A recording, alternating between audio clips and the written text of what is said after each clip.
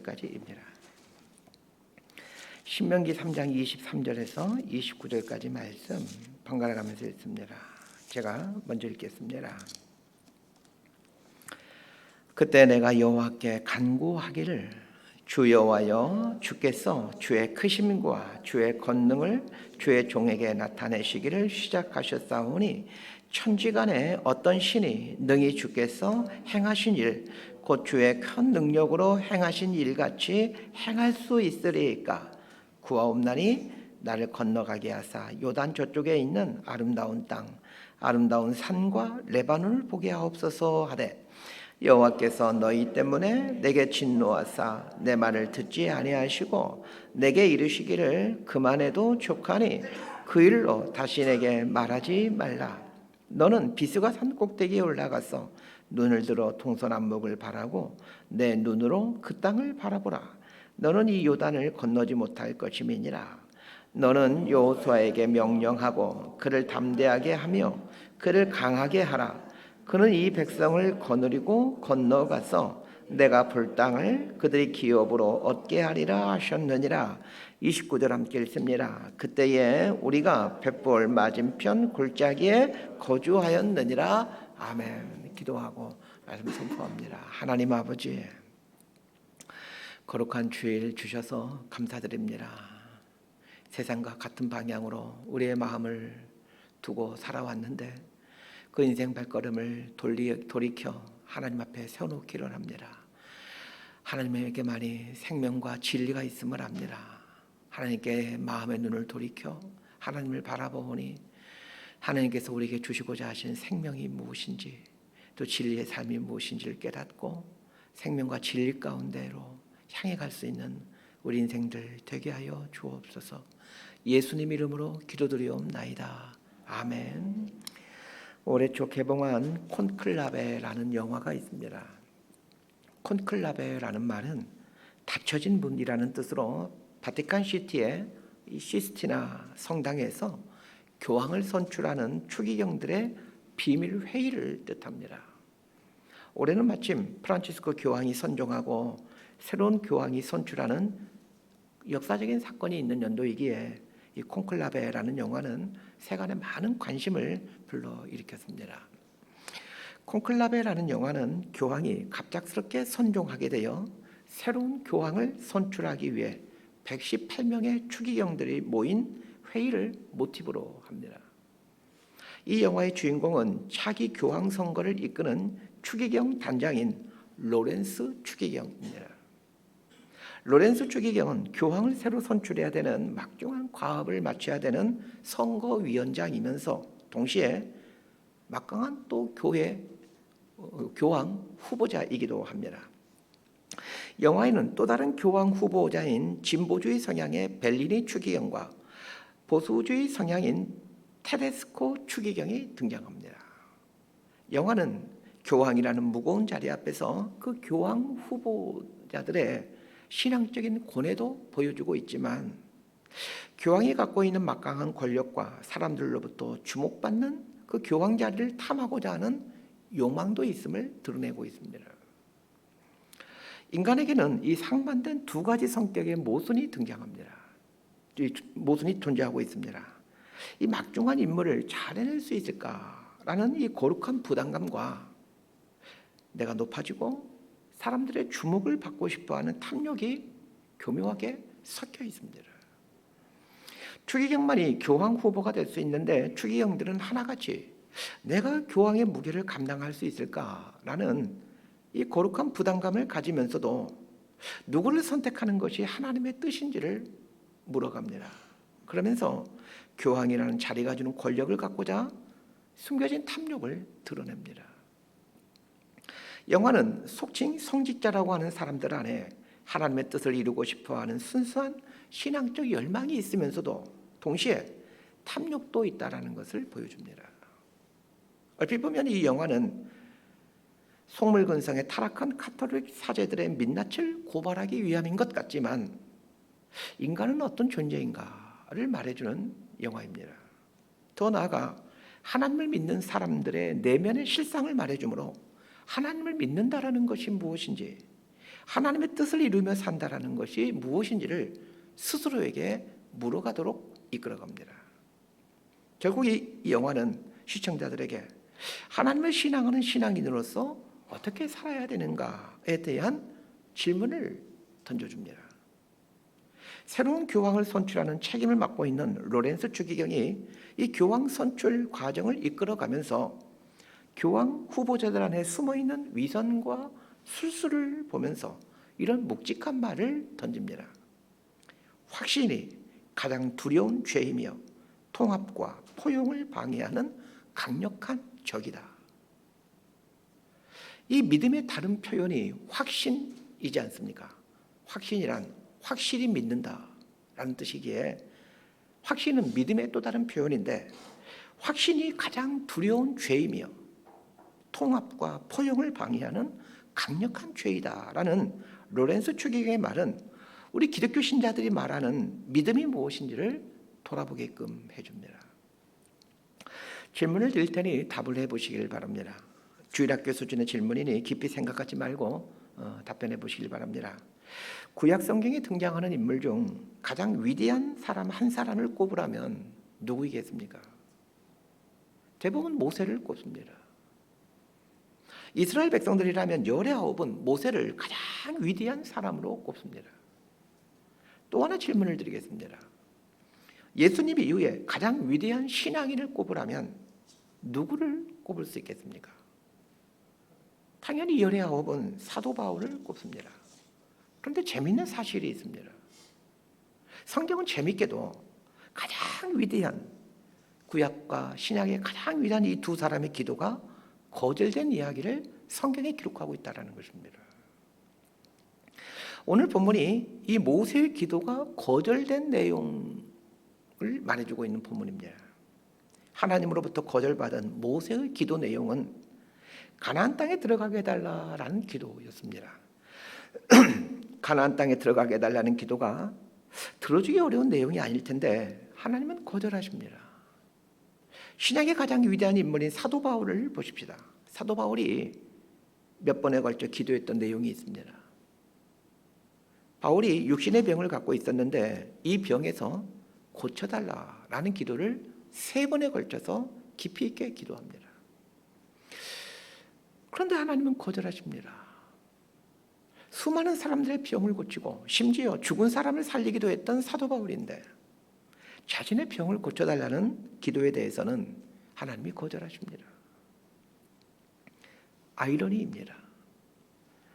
모세가 기도한 내용이나 바울이 기도한 내용 모두 들어주기에 그리 어렵지 않는 내용인데 하나님은 왜 구약의 가장 위대한 인물인 모세의 기도와 신약에서 가장 위대한 신앙으로 추앙받는 바울의 기도를 들어주지 않은 것일까요? 모세와 바울의 기도를 거절하는 것을 보면서 기도에 대한 중요한 힌트를 얻어야 합니다. 우리의 기도에도 하나님이 들어주지 않는 기도가 있구나 하는 것입니다. 기독교인이라면 누구나 기도를 합니다. 기도와 관련해 기독교인들이 가장 좋아하는 성경 말씀은 아마도 이 말씀일 것 같습니다. 마태복음 7장 7절 말씀 함께 읽도록 합니다. 시작.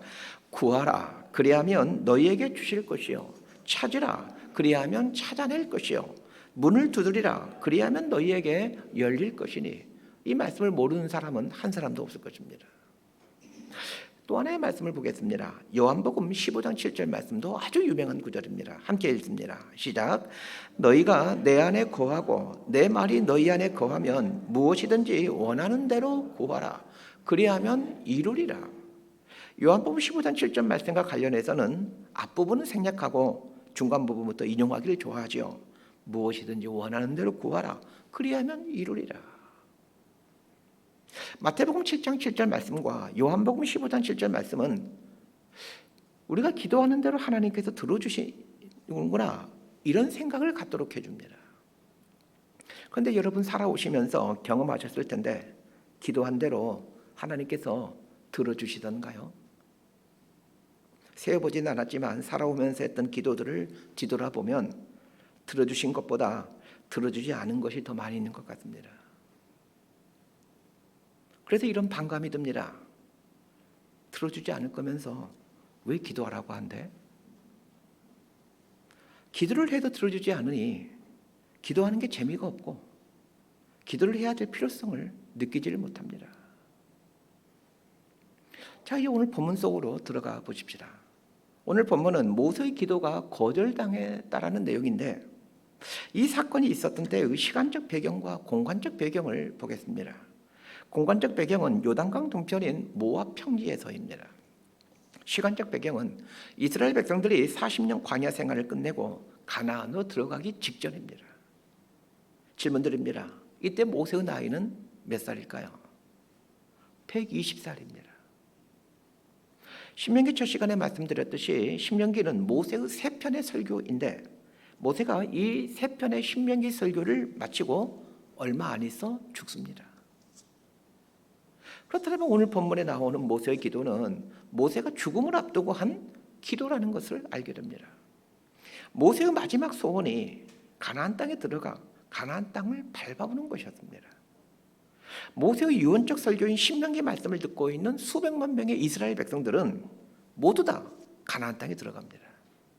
그런데 설교하고 있는 모세 딱 한 사람만 가나안 땅에 들어가지를 못합니다. 요단강만 건너면 바로 가나안 땅이기에 가나안 땅에 들어가 가나안 땅을 보게 해달라는 모세의 기도는 들어주기 어려운 내용이 아닙니다. 잠시 후에 이스라엘 백성들 모두가 가나안 땅에 다 들어가게 되는데 모세 한 명 더 얹어서 들어가도록 하는 것이 뭐가 어려운 일입니까? 더군다나 모세가 누구입니까? 이스라엘 백성들 애굽에서 이끌어낸 출애굽의 역사를 이뤄낸 사람이 아닙니까? 그런데도 하나님은 모세의 전혀 어렵지 않은 이 기도를 거절하시더라는 것입니다. 다시 한번 말씀드리지만 하나님은 종종 우리의 기도를 거절하시곤 합니다. 기도가 거절되는 이유는 다양합니다. 성경은 우리의 기도가 거절되는, 즉 응답되지 아니하는 가장 중요한 이유를 이렇게 알려주고 있습니다. 야고보서 말씀을 보겠습니다. 야고보서 4장 3절 말씀 함께 읽습니다. 시작. 구하여도 받지 못함은 정욕으로 쓰려고 잘못 구하기 때문이라. 야고보서 이 말씀처럼 기도가 거절당하는 가장 큰 이유는 정욕으로 쓰려고 구하기 때문입니다. 이 말씀을 통해 얻는 중요한 통찰이 있습니다. 기도의 가장 큰 적은 정욕, 즉 욕심입니다. 이 부분이 너무 중요하니까 다시 말씀드립니다. 기도의 가장 큰 적은 욕심이다. 기도의 가장 큰 적은 기도하지 않음이 아니라 욕심입니다. 사람이 자유에 이르는 길이 있는데 자기 욕망에서 탈피할 때 자유에 이르게 됩니다. 예수님께서 이렇게 말씀하셨습니다. 누구든지 나를 따르려거든 자기를 부인하고, 자기를 부인한다라는 말이 자기 욕망에서 탈피한다라는 말입니다. 우리의 기도가 자기 욕망의 테두리 안에서 갇혀서 벗어나지 못하게 될 때 기도가 응답되지 않은 것은 물론이거니와 그런 기도를 하면 할수록 자유에 이르는 길에서 점점 더 멀어져 가게 됩니다. 기도는 하나님의 선물이지만 자기 욕망에 사로잡힌 기도는 도리어 하나님의 길로부터 멀어지게 하는 원인이 됩니다. 바른 기도에 대한 가장 좋은 샘플은 예수님의 겟세마네 기도입니다. 예수님의 겟세마네 기도의 핵심은 나의 원대로 마옵시고 아버지의 뜻대로 하옵소서입니다. 나의 원대로라는 말과 같은 말이 욕심, 정욕이라는 말입니다. 예수님께서 제자들에게 기도를 가르쳐 주셨는데 그 기도를 주기도문이라고 부릅니다. 주기도문이라는 말은 주님께서 가르쳐준 기도라는 뜻입니다.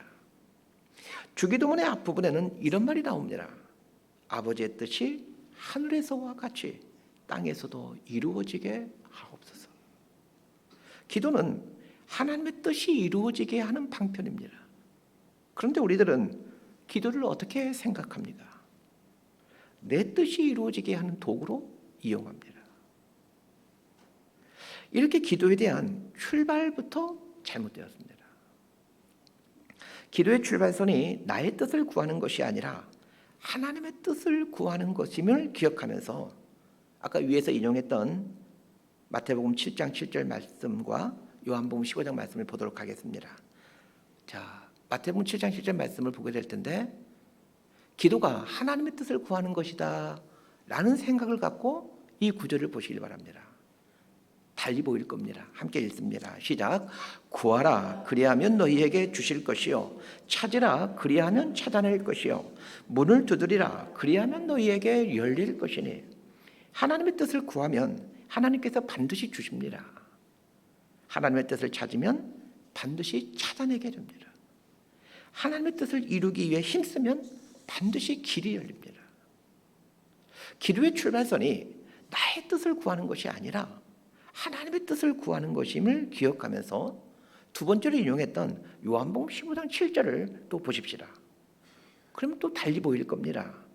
15장 요한복음 15장 7절 함께 읽습니다. 시작. 너희가 내 안에 거하고 내 말이 너희 안에 거하면 무엇이든지 원하는 대로 구하라 그리하면 이루리라. 하나님의 뜻을 구하기만 하면 반드시 이루어진다라는 말씀입니다. 기도의 출발선이 나의 뜻을 구하는 것이 아니라 하나님의 뜻을 구하는 것이라고 말씀드렸습니다. 중요한 것은 나의 뜻을 구하는 것이 아니라 하나님의 뜻을 구하는 것이 기도인데, 문제는 하나님의 뜻이 무엇이냐는 것입니다. 하나님의 뜻이 무엇인지를 알아야 하나님의 뜻을 구하겠는데, 하나님의 뜻을 모른다는 것이 우리들의 한계입니다. 서두에서 영화 콘클라베에 대한 이야기를 해드렸습니다. 추기경들이 교황을 뽑는데 추기경 각자들 모두는 교황 후보 자격을 갖고 있습니다. 선거에서 자신의 이름을 적어내게 되면 최소한 한 표는 나옵니다. 그러기에 콘클라베에 참여하는 추기경이라면 누구나 내가 과연 교황의 무게를 감당할 수 있을까라는 거룩한 부담감을 갖습니다. 영화 콘클라베에서 보여주고 있듯이 어떤 추기경은 교회는 개혁되어야 한다라는 진보적 주장을 하며 자신이 교황이 되어야 된다라는 명분을 이야기합니다. 어떤 추기경은 교회는 예전의 전통을 지켜내야 된다라는 보수적 주장을 하며 자신이 교황이 되어야 된다라는 명분을 제시합니다. 그러나 그 명분들 뒤에 교황 자리를 차지하고자 하는 탐욕이 숨겨져 있습니다. 거룩한 소명을 말하며 하나님의 뜻이라고 확신하면서 소명 안에 탐욕을 숨길 수 있는 게 사람입니다.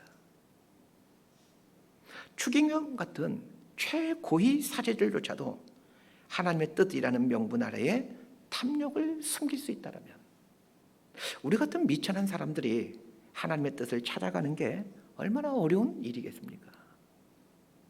그런 면에서 하나님의 뜻은 금방 눈에 보이는 초등학교 산수 시험이 아니라 계속해서 찾고 찾아가야 하는 구도의 여정입니다. 그러면 가나안 땅을 받게 해달라는 모세의 기도가 자기 정욕을 위한 탐욕의 강구라는 얘기입니까? 그것은 아닙니다. 그러나 분명한 사실은 모세의 강구는 하나님의 뜻과 배치된다는 것은 사실입니다. 이제부터 모세의 간구가 하나님의 뜻에 어떻게 배치되는지를 살펴보겠습니다. 이 부분을 알기 위해서는 민수기 20장, 이 사건을 20장에 모세와 관련한 사건이 있는데 그 사건 속으로 들어가야 합니다. 자, 민수기 20장은 출애굽한 이스라엘 백성들이 가데스 바네아에서 가나안 땅을 정탐한 후 우리 애굽으로 다시 돌아가자 이렇게 선동하죠. 그러자 하나님께서 이스라엘 백성들에게 너희들 광야로 다시 들어가라 라고 명령하신 사건 후에 일어난 일입니다. 하나님의 명령에 따라 이스라엘 백성들은 다시 광야로 들어가 38년간의 광야 생활을 해야만 했습니다. 38년간의 광야 생활 초반부에 신광야 가데스라는 곳에 이르게 되는데 그곳은 물이 없는 것입니다. 그래서 이스라엘 백성들이 모세와 아론에게 불평합니다. 그때 하나님께서 모세에게 반석을 보여주시면서 반석에게 명령하여 물을 내라 이렇게 말씀하십니다. 그런데 모세가 반석에게 명령하는 방법을 선택하지 않고 지팡이로 2번 반석을 쳐서 물을 냅니다. 자, 이제 그 부분을 성경 말씀을 보면서 읽도록 하겠습니다. 민수기 20장 7절에서 12절까지 함께 번갈아 가면서 읽습니다. 시작. 여호와께서 모세에게 말씀하여 이르시되 지팡이를 가지고 내 형 아론과 함께 회중을 모으고 그들의 목전에서 너희는 반석에게 명령하여 물을 내라 하라.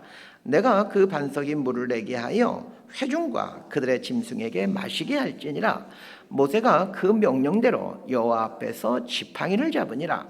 모세와 아론이 회중을 그 반석 앞에 모으고 모세가 그들에게 이르되 반역한 너희여 들으라.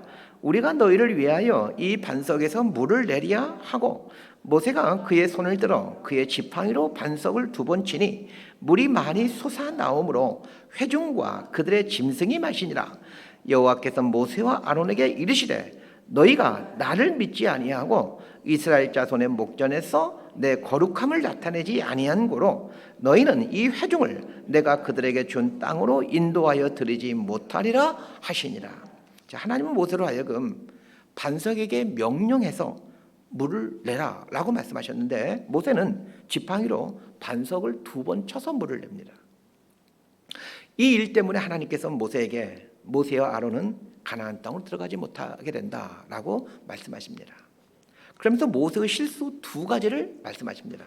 첫 번째는 하나님을 믿지 아니함이고 두 번째는 하나님의 거룩함을 나타내지 아니했다라고 하나님께서 직접 모세가 저지른 실수 2가지를 말씀하십니다. 하나님은 모세가 행한 실수 2가지를 말씀하시면서 하나님을 믿지 아니함과 하나님의 거룩함을 나타내지 아니함을 말씀하십니다. 그런데 모세가 하나님을 믿지 아니했다라는 말씀과 모세가 하나님의 거룩함을 나타내지 아니했다라는 말씀에 여러분 쉽게 동의할 수 있나요? 모세가 하나님을 믿지 아니했다라고 했는데 도대체 어떤 행동이 하나님을 믿지 아니한 행동입니까? 이 말씀을 이해하기 위해서는 출애굽기 말씀으로 또 돌아가 보아야 합니다. 출애굽기 17장을 보면 반석에서 물을 내는 또 하나의 사건에 대한 기사가 등장합니다. 자, 출애굽기 17장 5절과 6절 말씀을 함께 봅니다. 시작. 여호와께서 모세에게 이르시되 백성 앞을 지나서 이스라엘 장로들을 데리고 나일강을 치던 내 지팡이를 손에 잡고 가라. 내가 호렙산에 있는 그 반석이 거기서 내 앞에 서리니 너는 그 반석을 치라. 그것에서 물이 나오리니 백성이 마시리라. 모세가 이스라엘 장로들의 목전에서 그대로 행하니라. 자, 출애굽기 17장 사건과 민수기 20장 사건은 아주 비슷합니다. 그렇지만 다른 사건입니다. 자, 2 사건 모두 마실 물이 없어 이스라엘 백성들이 불평하자 하나님께서 모세로 하여금 반석에서 물이 나오게 하는 사건입니다. 그런데 아주 중요한 차이가 있습니다. 출애굽기 17장에서는 호렙산에 이르기 전에 있었던 사건인데 모세로 하여금 반석에 지팡이를 치게 하여 물이 나오게 하라 라고 말씀하셨던 반면에 민수기에 나오는 가데스 광야에서는 반석에게 명령하여 물을 내라 라고 말씀하십니다. 상황은 똑같은 상황이지만 물을 내게 하는 방법은 다른 방법을 사용하라고 말씀하십니다. 그런데 모세가 2번째 사건에서 하나님이 말씀하신 그 새로운 방법대로 순종하지 않고 이 앞전에 있었던 출애굽기 17장에서처럼 반석에 지팡이를 내리침으로 물을 내게 됩니다. 하나님께서 분명 모세에게 반석에게 명령하여 물을 내라 라고 말씀하셨건만 왜 모세는 지팡이를 쳐서 물을 냈던 것일까요? 지난번의 경험 때문입니다.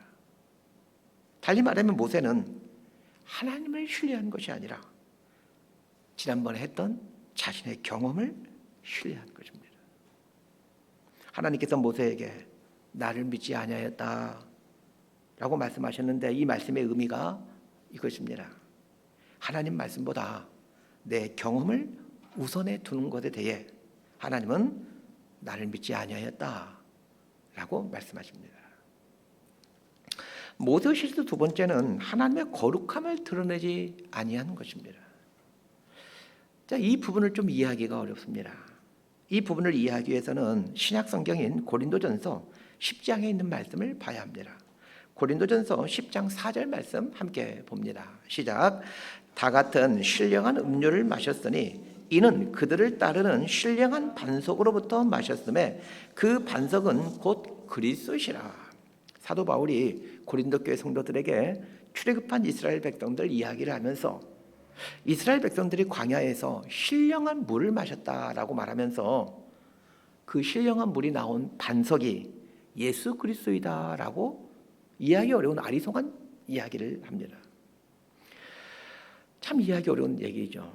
자, 이 부분에 대한 설명은 좀 생략하고 물을 댄 반석이 예수 그리스도시다. 자, 이것만 생각하면서 오늘 본문을 보셨으면 합니다. 모세가 반석에서 물이 나오게 하면서 이렇게 말을 합니다. 민수기 20장 10절 하반절에 보면 이렇게 나옵니다. 반역한 너희여 들으라. 우리가 너희를 위하여 이 반석에서 물을 내랴. 이 번역이 이해하기가 조금 어려워서 바른 성경의 번역본으로 읽어드리겠습니다. 들으라. 너희 반역한 자들아. 우리가 너희를 위하여 이 바위에서 물이 나오게 해야 하겠느냐? 이 모세의 말의 뉘앙스는 언제까지 바위에서 물이 나오게 해야 너희가 믿겠느냐? 이런 뜻입니다. 그런데 반석에서 물이 나오도록 한 것은 예수 그리스도에게서 생명물이 나온다라는 것을 예표해 주기 위함이었습니다. 아까 고린도전서 10장 3절 말씀이 그런 뜻입니다.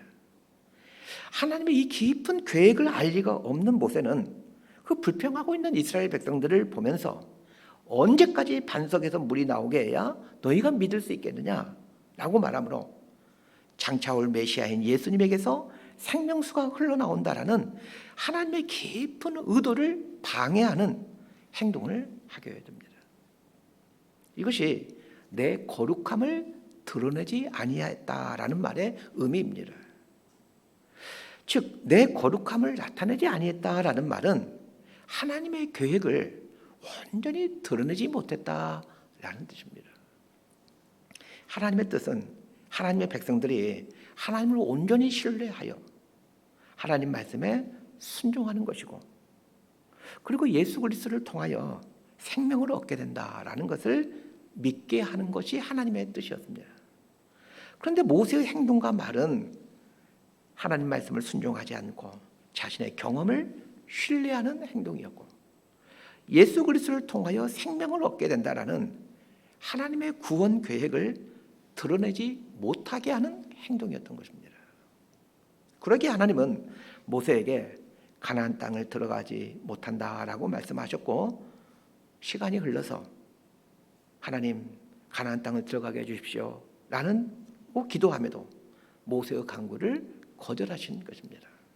중요한 것은 우리 역시 하나님의 뜻과 배치되는 간구를 하기가 쉽다라는 것입니다.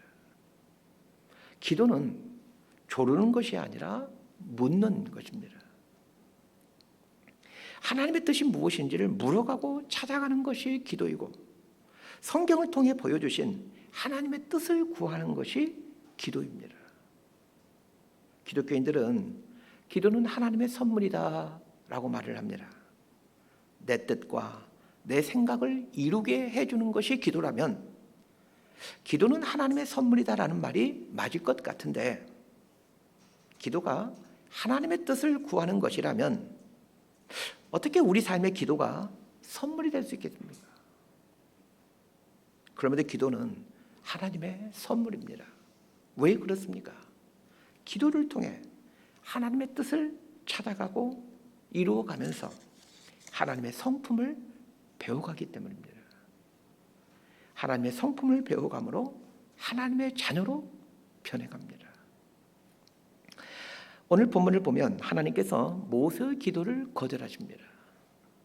그것도 죽음을 얼마 남겨놓지 않은, 그것도 평생을 하나님의 종이 되어 살아온 그 위대한 모세의 기도를 거절하십니다. 그런데 모세의 마지막 기도대에 하나님께서 거절하셨다라는 내용을 성경에서 기록하고 있는 의도가 무엇이겠습니까? 이 의도를 찾아가는 것이 오늘 본문에서 찾아내야 될 교훈입니다. 자, 오늘 설교 제목이 거절당한 기도에 심겨진 씨앗입니다. 우리는 거절당한 기도는 흔적도 없이 사라져버린다라고 생각을 합니다. 그러나 그렇지 않습니다. 거절당한 모세의 기도 속에서 하나님이 심겨놓은 보석이 있습니다. 설교 전반부도 상당히 어려운 내용이었지만 지금부터 하는 이야기는 더 어렵습니다. 상당히 신학적인 내용입니다. 거절당한 모세의 기도에는 우리 기독교 신앙이 말하고자 하는 복음의 진수가 숨겨져 있습니다. 모세는 율법을 대표하는 사람입니다. 모세라는 사람과 율법이라는 말은 동의어로 사용되곤 합니다. 사복음서를 보면 예수님도 그리고 종교 지도자들도 율법이라는 말 대신에 모세라는 말을 씁니다. 예를 들면 마가복음 10장에 보면 바리새인들이 예수님께 질문합니다. 사람이 아내를 버리는 것이 옳으니까? 이 질문에 예수님이 모세가 어떻게 너희에게 명령하였냐라고 되묻습니다. 여러분, 모세는 예수님보다 1400년이나 앞선 사람인데 예수님은 모세가 어떻게 너희에게 명령하였느냐라고 되묻죠. 모세가 어떻게 너희에게 명령하였느냐라는 말은 율법에서는 뭐라고 말하고 있느냐라는 뜻입니다. 예수님의 되물음에 바리새인들이 모세는 이혼 증서를 써주어 버리기를 허락하였나이다 라고 답변합니다. 바리새인들도 율법이라는 말 대신에 모세라는 이름을 사용하고 있습니다. 자, 이렇게 모세라는 이름과 율법이라는 말은 같은 의미이다라는 것을 꼭 기억하셔야 됩니다. 자, 모세가 가나안 땅에 들어가게 달라고 간구하였지만 하나님께서 거절하신 것은 사람은 어떻게 구원에 이르는가를 알려주기 위함입니다. 답을 말씀드리면 사람은 율법을 통해 구원에 이르는 것이 아니라 예수님을 믿음으로 구원에 이른다라는 것을 말해주기 위함입니다. 그렇더라고 모세가 가나안 땅에 들어가지 못한 것을 두고 모세가 구원받지 못했다 해석하는 것은 틀린 해석입니다. 모세는 땅의 가나안에 들어가지 못했지만 하늘의 가나안에는 들어갔습니다. 모세가 신명기 설교를 마치고 느보산에 올라가 죽습니다. 느보산은 모세의 인생 종착지입니다. 느보산에 가게 되면 모세의 노뱀 십자가가 세워져 있습니다. 모세의 인생 종착지인 느보산에 있는 그 모세의 노뱀 십자가는 무엇을 상징합니까? 십자가에 달린 예수 그리스도를 통해 구원에 이르게 된다라는 것을 말해줍니다. 그 노뱀은 예수 그리스도를 의미합니다. 자, 갈라디아서 3장 23절과 24절 말씀 함께 보도록 합니다. 시작. 믿음이 오기 전에 우리는 율법 아래에 매인 바 되고 계시될 믿음의 때까지 갇혔느니라. 이같이 율법이 우리를 그리스도께로 인도하는 초등교사가 되어 우리로 하여금 믿음으로 말미암아 의롭다함을 얻게 하려 함이라. 율법이라는 말과 모세라는 말은 동일하고 말씀드렸습니다. 갈라디아서 3장 24절에 율법이 우리를 그리스도께로 인도하는 초등교사가 되었다라는 말씀에서 이 율법이라는 말 대신에 모세라는 말로 바꿔보시길 바랍니다. 그러면 이렇게 되죠. 모세가 우리를 그리스도께로 인도하는 초등교사가 되었다로 바꿀 수 있습니다. 모세, 즉 율법의 역할은 우리를 구원에 이르도록 하는 것이 아니라 우리를 예수님 앞으로 인도하는 역할을 한다는 것입니다. 모세가 가나안 땅에 입성하지 못하게 하신 것은 율법이 인간을 구원하게 하는 것이 아니라 율법은 우리를 예수님 앞으로 인도하는 역할을 한다는 것을 보여주기 위함입니다. 위에서 말씀드렸지만 모세는 죽음을 앞두고 느보산으로 올라가는데 느보산에는 모세의 노뱀 십자가가 세워져 있습니다. 모세의 노뱀 십자가는 십자가에 달리신 예수님이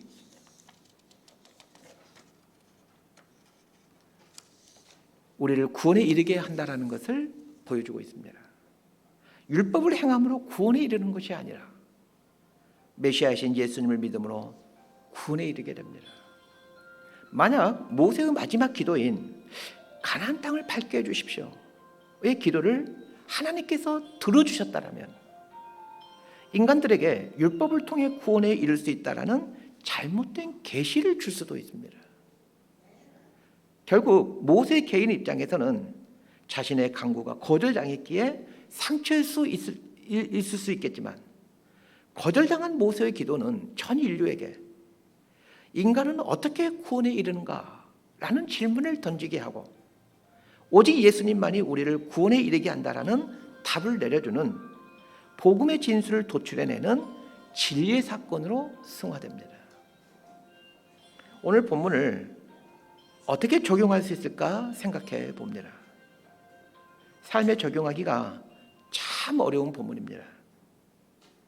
이렇게 적용해 보면 어떨까 합니다. 거절당한 기도에도 하나님의 깊은 뜻이 있으니 거절당한 기도 앞에서 좌절하지 말고 거기에 담긴 하나님의 뜻을 찾아보자로 적용해 보면 어떨까 합니다. 하나님의 뜻대로 하는 기도는 응답되어 가므로 미천한 인간으로 하여금 하나님의 뜻이 무엇인지를 알게 되는 기쁨을 주고 거절당한 기도는 하나님의 뜻에 배치되는 일은 결단코 이루어지지 않는다라는 것을 알려주므로 하나님의 뜻을 구해가는 신앙생활만이 온전한 신앙생활이 될 수 있다는 것을 알게 해줍니다.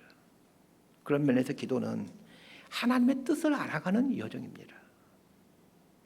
우리는 기도를 통해 하나님의 뜻을 알아가고 하나님의 뜻을 알아가면서 하나님의 뜻을 실현시켜가는 하나님의 대리자가 되어갑니다. 말씀 정리합니다. 신앙생활한 연수가 제법 되어가고 진리를 찾아가는 구도자로 삶을 산 지 꽤 되어가면서 조금씩 변화되어가는 것이 있습니다. 신앙생활의 초창기에는 내가 구원받을 수 있을까 여기에 관심이 많았지만 점점 신앙의 경륜이 생기면서 하나님의 뜻을 이루며 살아야 되겠다는 생각으로 관심이 전환되어 가고 있습니다. 내가 구원받을 수 있을까? 이런 고민은 점점 작아져 가고 어떻게 해야 하나님의 뜻을 이루며 살 수 있을까? 라는 고민이 점점 더 커져가고 있습니다. 미천한 인간이 어떻게 크고 광대하신 하나님의 깊은 뜻을 알 수 있겠습니까?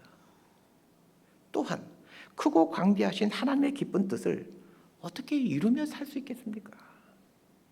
그러나 가능합니다. 하나님의 뜻을 찾아가는 여정이 기도입니다. 나의 뜻대로 하는 기도가 거절되어가는 경험이 많으면 많을수록 기도는 익어져 가고 깊어져 갑니다. 거절당해 가면서 신자는 기도를 배워갑니다. 거절당한 기도 속에 하나님이 심겨놓으신 이 보물을 찾아내시길 바랍니다. 이런 여정을 거치면서 신자는 십자가를 바라보는 눈이 생겨나고 예수님께 무릎 꿇는 용기를 갖게 됩니다. 그러면서 하나님의 뜻이 무엇인지를 배워갑니다. 살아보니까 조금 알 것 같습니다. 하나님의 뜻을 알아갈 때에야 비로소 신앙이 성숙해 간다는 것을 말합니다. 그리고 신앙이 성숙해야 하나님의 뜻을 이루어가는 삶을 살 수 있다는 것을 말입니다. 아버지 되신 하나님께서 우리의 삶을 이렇게 인도해 가실 것입니다. 그러니 기도를 포기하지 말고 기도를 배우십시오. 멀지 않아 하나님의 뜻을 알아가는 기쁨을 누리고 하나님의 뜻을 이루어가는 감격을 누리게 됩니다. 이렇게 살아가는 저와 여러분이 되기를 진심으로 소망하고 축복합니다. 기도하겠습니다. 하나님 아버지, 기도를 통해 기도를 배워가기를 원합니다. 거절당하는 기도를 통해 하나님의 뜻이 무엇인지 알아가게 하시고 하나님의 뜻을 알아갈 때마다 하나님 뜻 앞에 나의 뜻을 내려놓는 용기를 갖기를 원합니다. 그리하여 남은 삶이 하나님의 뜻을 이루는, 사람을 지으신 본래의 목적에 합당한 삶을 살아가는 복된 인생들 다 되게 하여 주옵소서. 예수님 이름으로 기도드리옵나이다. 아멘.